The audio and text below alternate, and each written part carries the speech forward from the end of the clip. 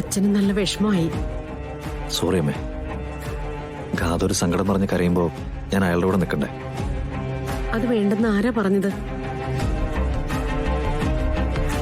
എന്ത് കാര്യത്തിനും ഗാഥമോളുടെ കൂടെ ഉണ്ടാവണം, പരസ്പരം എല്ലാം അഡ്ജസ്റ്റ് ചെയ്യണം എന്നൊക്കെ പറഞ്ഞത് ഞാനല്ലേ?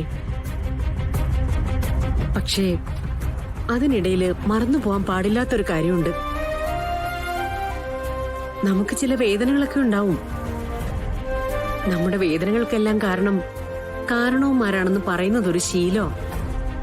ചില വീടുകളില് പണമില്ലാത്തതുകൊണ്ട് പറയും, ചില വീടുകളില് പ്രതാപം ഇല്ലാത്തതുകൊണ്ട് പറയും. നമ്മുടെ വീട്ടിലിപ്പോ അത് ചടങ്ങുകളുടെ പേരില്ല. പക്ഷെ അത് കേൾക്കുമ്പോ അവരുടെ മനസ്സിൽ ഒരു തീയാളും. എന്തുകൊണ്ടാണെന്നറിയോ? അവരൂണിലും ഉറക്കത്തിലും ഒക്കെ നിങ്ങളുടെ നന്മയെക്കുറിച്ച് മാത്രമാണ് ചിന്തിക്കുന്നത്. മോളെ, നവീൻ ഇവിടെ എല്ലാവർക്കും പ്രിയപ്പെട്ടവനാ. നവീൻ ഇവിടെ ഇല്ലാത്തതിനെ കുറിച്ച് ഒരു നിമിഷം പോലും ഞങ്ങൾക്ക് ചിന്തിക്കാനാവില്ല. നിങ്ങൾ നിങ്ങൾക്ക് ഇഷ്ടമുള്ളതുപോലെ ജീവിതം ആഘോഷിച്ചോളൂ. അതിന് ഞങ്ങൾ ആരും ഒരു തടസ്സമല്ല.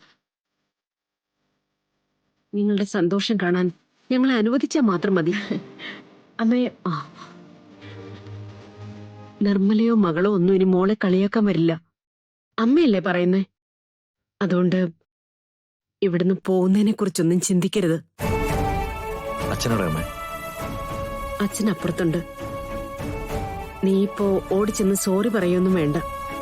അച്ഛന് നിന്നെ മനസ്സിലാക്കാൻ ഒരു സോറിയുടെ ആവശ്യമില്ല. വല്ലാത്തൊരു കൺഫ്യൂഷനിലമ്മ ഞാനിപ്പോ. എത്ര ചിന്തിച്ചിട്ടും എനിക്കൊരു ഉത്തരം കിട്ടാത്ത പോലെ. അതെ, ഇങ്ങനെ മുറിയിൽ കയറി അടച്ചു പൂട്ടിയിരുന്നാലേ ഒന്നിനും ഒരു ഉത്തരവും കിട്ടില്ല. എന്തിനാ രണ്ടുപേരും ഇങ്ങനെ നിൽക്കുന്നേ?